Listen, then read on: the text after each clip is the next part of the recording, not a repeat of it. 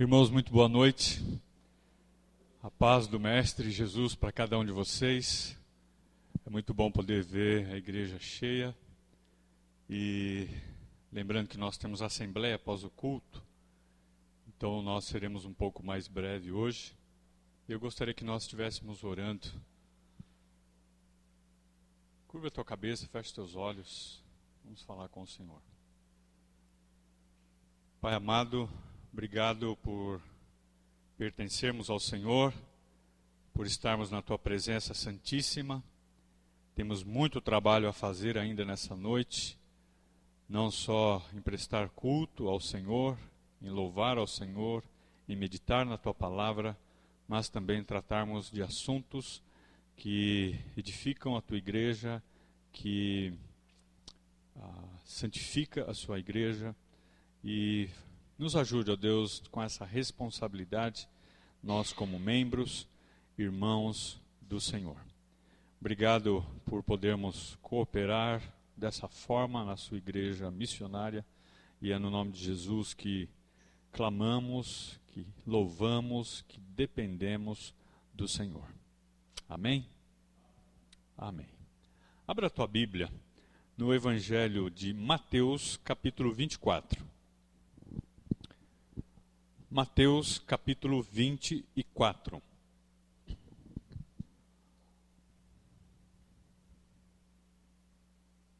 Nós temos aqui do verso 32 até o verso 51.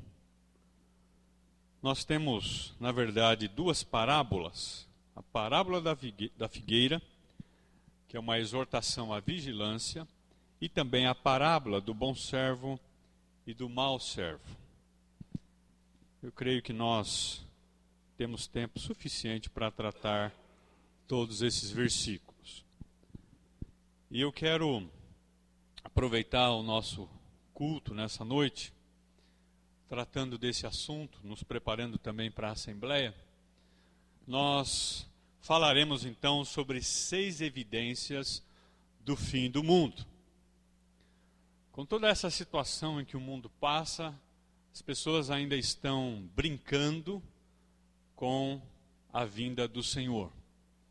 Podemos usar como de forma introdutória que o apóstolo Paulo, no período em que ele viveu, ele aguardava a bendita esperança, que é a vinda do Senhor. Então, se o apóstolo Paulo, no período em que viveu, já aguardava o retorno de Jesus nas nuvens, não é? Ele não virá para a terra, ele virá nas nuvens, pegará a sua igreja e irá subir. Isso na segunda vinda. E aí na sua terceira vinda, aí sim ele virá para estabelecer o seu reino milenar na terra. Então nós precisamos entender muito bem, porque as pessoas acham que ainda tem que acontecer alguma coisa para Jesus voltar. Mentira. O Senhor poderá vir a qualquer instante. E ele virá então dessas duas formas. Tá? Então vamos fazer o seguinte, nós vamos lendo o texto e vamos meditando no texto em relação às 6 evidências do fim do mundo. Tá? Todos acharam? Mateus 24, do versículo 32 até o versículo 39. Diz assim a palavra de Deus: Aprendei, pois, a parábola da figueira. Quando já os seus ramos se renovam e as folhas brotam, sabeis que está próximo o verão. Assim também vós, quando virdes todas essas coisas, sabeis que está próximos às portas. Em verdade vos digo que não passará esta geração sem que tudo isto aconteça, né? Sem que o período de tribulação de 7 anos, né, aconteça. Versículo 35. Passará o céu e a terra, porém as minhas palavras não passarão. Mas a respeito daquele dia e hora, ninguém sabe, nem os anjos dos céus, nem o Filho, que é Jesus, senão somente Deus, o Pai. Pois assim como foi nos dias de Noé, também será a vinda do Filho do Homem. Porquanto assim, como nos dias anteriores ao dilúvio, comiam, bebiam, casavam e se davam-se em casamento até o dia em que Noé entrou na arca. Versículo 39. E não o perceberam, senão quando veio o dilúvio e os levou a todos. Assim será também a vinda do Filho do Homem. A vinda do Senhor, então, ela vai acontecer. E ela acontecerá, então, de duas formas, de dois aspectos. Como nós acabamos de ler, a palavra de Deus trata em 1 Coríntios 15, de 51 a 52, de que ao toque da trombeta, o arrebatamento da igreja, diz a palavra de Deus, que os mortos ressuscitarão primeiro, depois nós subiremos os vivos e vamos nos encontrar com o Senhor na terra? Não, ele não virá aqui, nas alturas. Essa é a primeira forma, o primeiro aspecto da vinda do Senhor. E depois, então, haverá, como diz lá em 1 Tessalonicenses 4, de 16 a 17, fala que depois que Jesus arrebatar a sua igreja, haverá um período de 7 anos, 3 anos e meio, tudo paz, um só governo, uma só moeda, uma só religião, e aí terá mais 3 anos e meio, que vai ser o período de 7 anos completando, aonde aqueles que creem em Cristo serão perseguidos, torturados, aonde Satanás, por meio do anticristo e o seu coroinha, vai perseguir a igreja, e aí então, encerrando esse período de 7 anos, aí o Senhor virá, juntamente com a sua igreja, que somos nós, e descerá na terra. E aí sim, estabelecerá o seu reino milenar, aonde tudo será perfeito. Pensando nisso, o texto de Mateus capítulo 24, ele trata especificamente sobre o período da grande tribulação. Podemos então ficar tranquilos, como crentes em Jesus? Sim. Tem muitos crentes que falam, fica todo mundo desesperado, o Senhor Jesus vai voltar, porque não sei o quê. Porque a nossa salvação em Cristo, ela é garantida. A salvação em Cristo não se perde, embora muitas igrejas pregam sobre perca de salvação. Nós podemos ficar tranquilos sempre, pois Cristo nos salvou, nos libertou do império das trevas, como diz em Romanos. Nada nos separa do amor de Cristo, absolutamente nada. Nós podemos sim nos preocupar em estar atentos e vigilantes.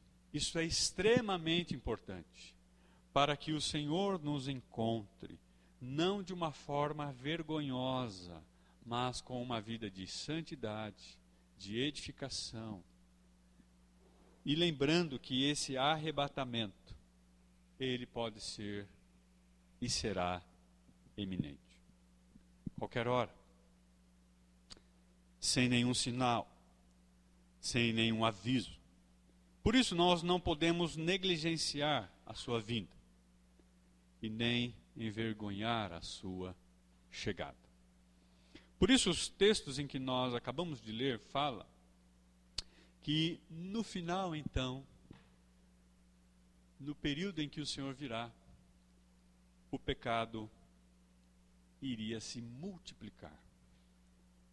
Você consegue ver isso hoje, nos dias pós-modernos? O pecado se multiplicando, sim ou não?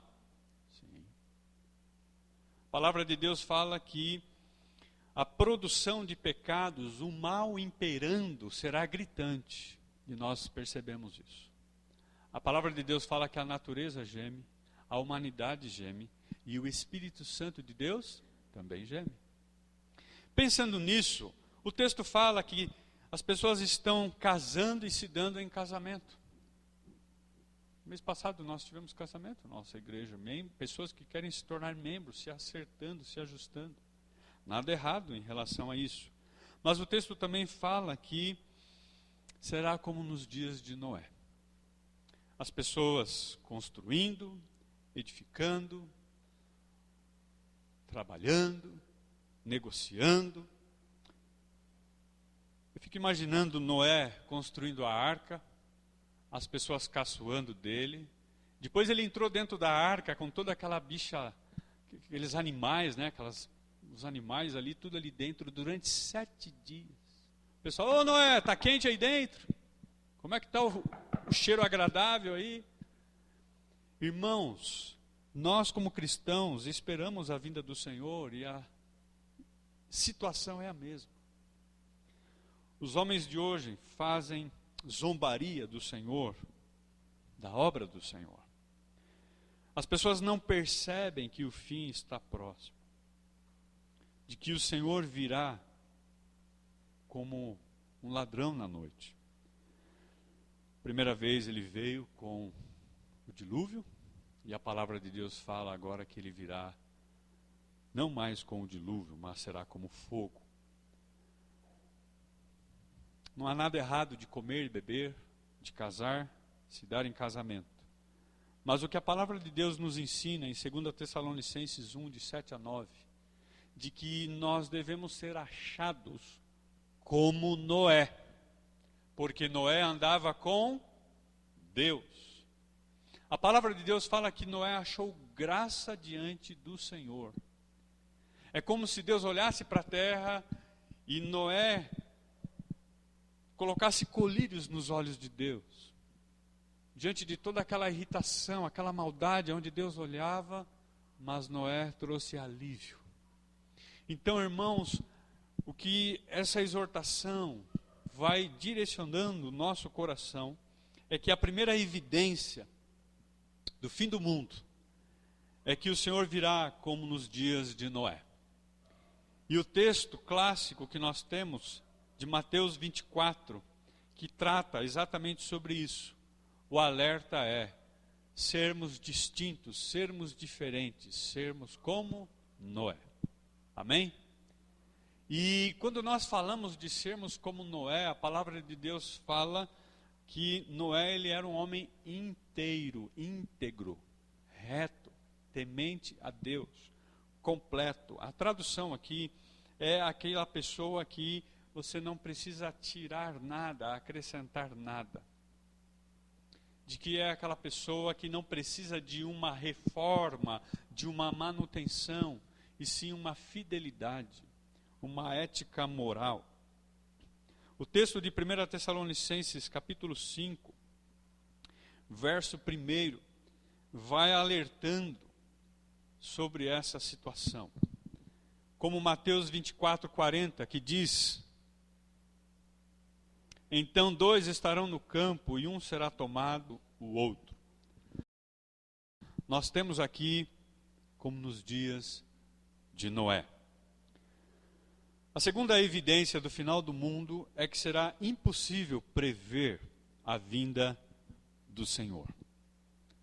Será impossível descobrir quando ele virá. O texto é muito claro, versículo 40.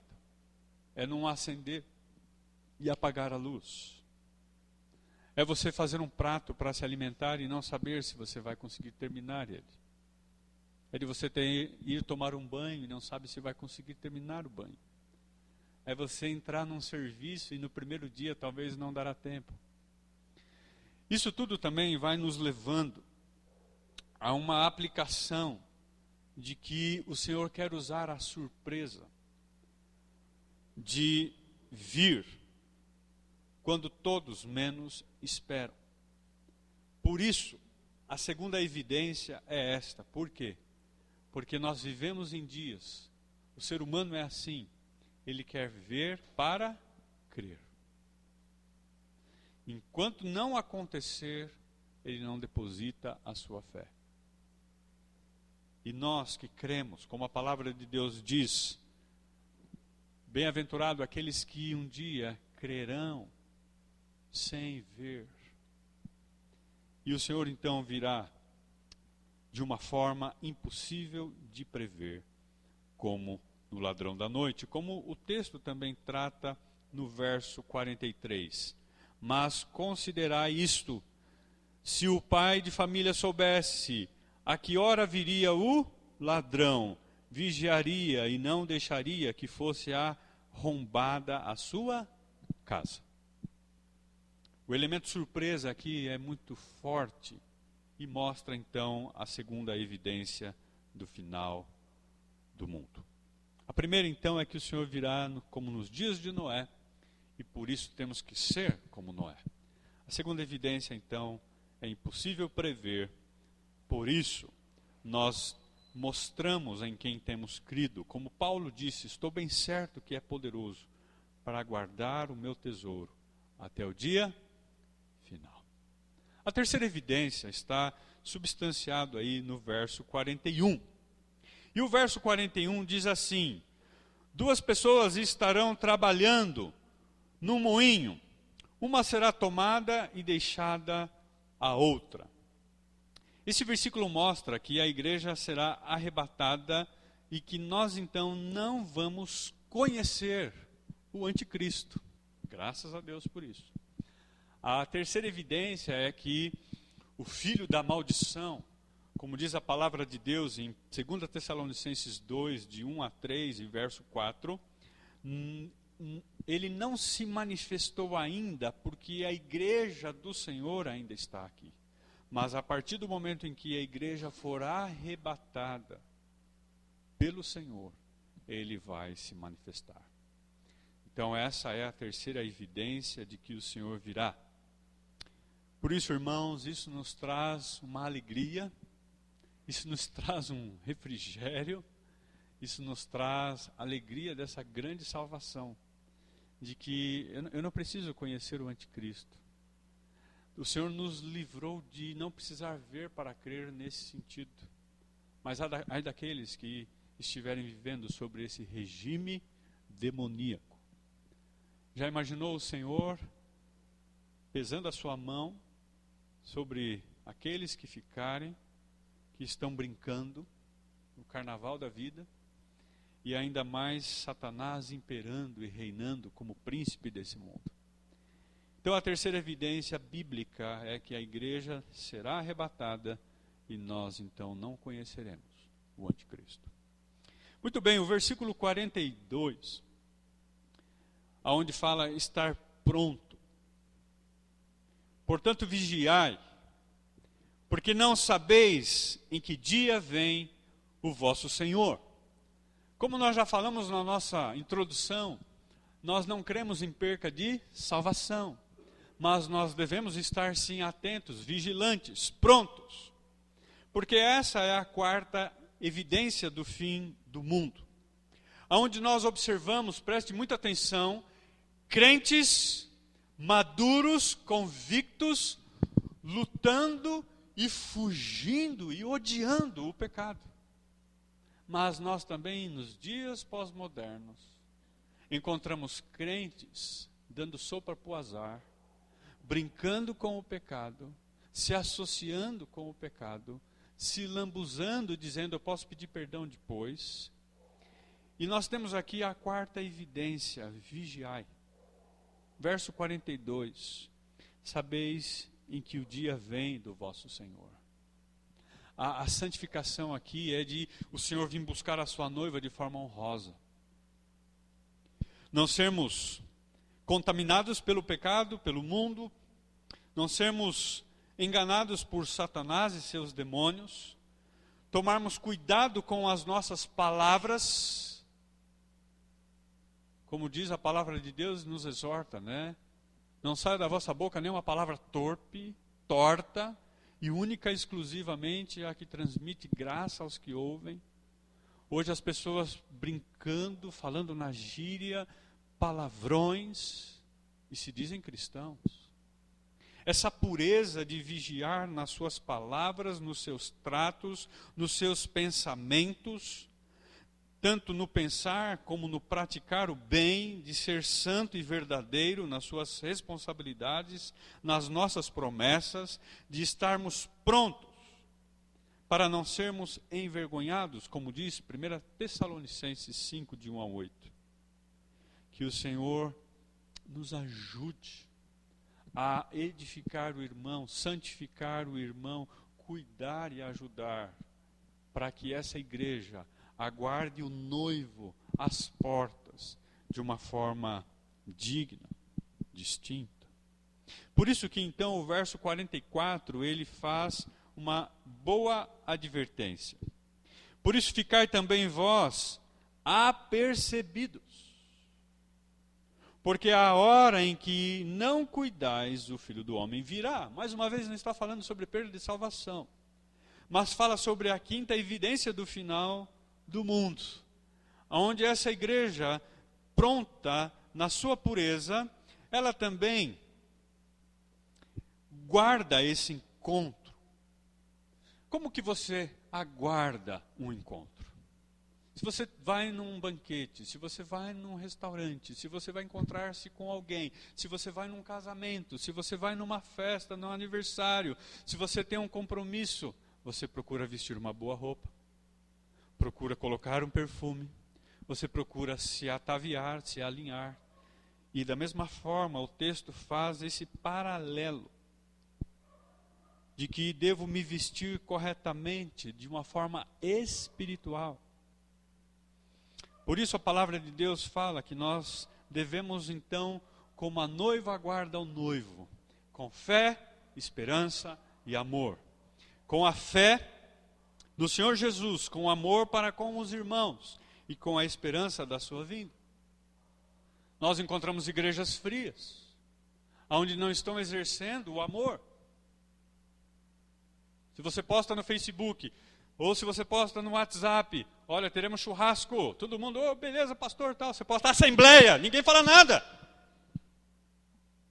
Mas nenhum fez assim, ó. Pô, tem que ir para a assembleia na igreja. Ah, estou desanimado, estou cansado. 20 e poucos anos na mesma igreja. É isso que Satanás quer fazer com você. Levanta a bandeira. Seja aquele soldado que está caindo e ainda atirando. Não abaixe as guardas. Continue firme, porque nós somos valentes em Cristo Jesus. Se o culto durar 10 segundos, vá nesse culto. Se tiver uma reunião, dá um jeito. Tenta se envolver, tenta assistir pelo menos. Porque a igreja está se esfriando. O final está chegando. Como diz lá em Daniel, o amor ia se esfriar.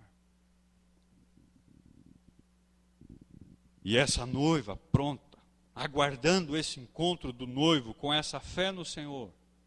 Como diz, as cartas paulinas são carregadas de fé, amor e esperança. Fé de que ele vai voltar. Amor com os irmãos e esperança na sua volta. Sendo íntegros, sendo irrepreensíveis, sendo completo, nada faltando em nós com fidelidade, sem precisar fazer reparos, manutenções, tanto na sua linguagem como no seu comportamento, a santidade. E em último, a última evidência do final do tempo, do fim do mundo, é que haverá muito trabalho. Aí a gente encontra então a parábola do bom servo e do mau servo, que vai do 45 a 51. Vamos ler. Diz assim: quem é, pois, o servo fiel e prudente, a quem o Senhor confiou os seus servos, para dar-lhes o sustento a seu tempo? Feliz, bem-aventurado aquele servo a quem o seu Senhor, quando vier a achar fazendo assim. Em verdade vos digo que lhe confiará todos os seus bens. Mas se aquele servo, sendo mau, disser consigo mesmo: o meu Senhor não virá, demora-se, e passar a espancar os seus companheiros, e a comer e beber com ébrios, virá o Senhor daquele servo em dia em que não espera, e em hora que não sabe, e castigá-lo-á, lançando-lhe a sorte com os hipócritas. Ali haverá choro e ranger de dentes. A sexta evidência do final do mundo será num tempo de muito trabalho. Muito trabalho. o Senhor não virá se não for assim. Algumas pessoas, tanto no passado como ainda hoje, falam: não vamos trabalhar mais na obra do Senhor porque aí ele não volta. Legal, né? Então vamos amarrar o burro na sombra e aí Jesus não volta e a gente vive mais um pouquinho. O que vocês acham? Errado.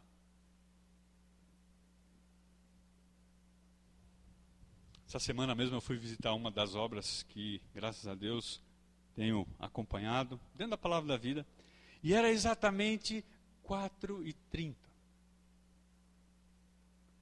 E eu fui chegando bem quietinho, o pessoal lá, pensei que estava trabalhando, mas estavam conversando, e eu fui chegando. Aí de repente um vira a esquina do cômodo, falando bem assim: o pastor Marcos não virá mais hoje, ele volta, e eu estou indo bem de frente com ele. Não é?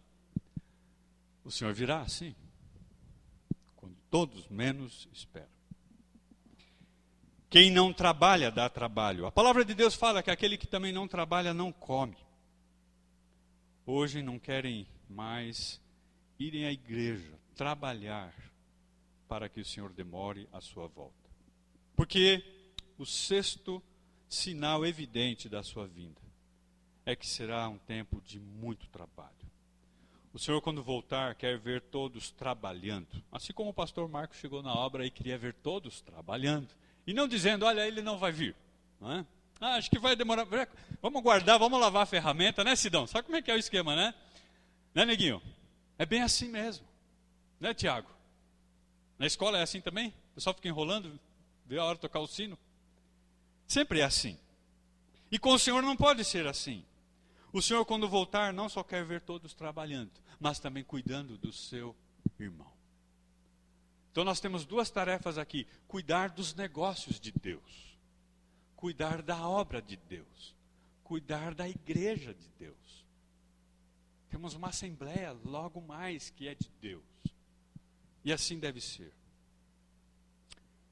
Nós estamos perdendo tempo? Não, ganhando tempo. Não deixe de cuidar da obra de Deus, dos negócios de Deus, e também dos seus irmãos e, por que não, até dos incrédulos, que precisam com urgência ouvir a mensagem da cruz. Sermos como Noé, andarmos com Jesus. Não só casando, se dando um casamento, trabalhando, negociando, comprando, mas sendo diferente nesse sentido. Nós devemos soar. Ainda dá tempo de sangrar. Devemos continuar lutando, porque o Senhor voltará. E a sexta evidência é essa: num tempo de muito trabalho. Quinta evidência: ele virá aonde encontrará a sua noiva aguardando o seu encontro. Quarta evidência: devemos estar prontos, vigilantes na nossa pureza. Terceiro, devemos lembrar que seremos arrebatados e não conheceremos o anticristo. E a segunda evidência, que será impossível prever, pode ser daqui a pouco. Graças a Deus. E em primeiro lugar vimos que ele virá como nos dias de Noé. Sejamos como Noé, não é? Vamos orar? Senhor, muito obrigado por essa noite tão gostosa, onde nós paramos tudo para contemplarmos a beleza da Tua santidade. Obrigado também pela palavra que vem ao nosso encontro, de que não devemos desanimar, acanhar, enrolar, mas continuar labutando, trabalhando, suando, sangrando, porque o Senhor quer nos encontrar assim, cuidando dos seus negócios, cuidando do seu irmão, mostrando que a nossa fé em Ti é firme, de que o amor que nos constrange nos faz agora amar uns aos outros, ajudar uns aos outros, e a esperança de que tudo isso vai passar, de que o sofrimento do presente não se compara com a glória do porvir. Obrigado a Deus por podermos ouvir a Tua palavra, entender, praticar e não ficar acometido. E não ficar duvidando. E não ficar enrolando. Porque em Ti, ó Deus, nós podemos construir impérios, muros, castelos contra o mal. Em Ti, estamos levando a sério o nosso combate. E ainda caindo, vamos continuar atirando, pregando, até o fim, assim como o Senhor Jesus na cruz, até o último suspiro. E sabemos, ó Deus, como diz a Tua palavra, vai valer a pena. Esse é o momento de muito trabalho, onde todos estão dispersos. Que o Senhor nos ajude a participarmos, cooperarmos na Sua obra missionária. É no nome de Jesus que nós oramos agradecidos. Amém. Que o Senhor nos abençoe, uma excelente assembleia.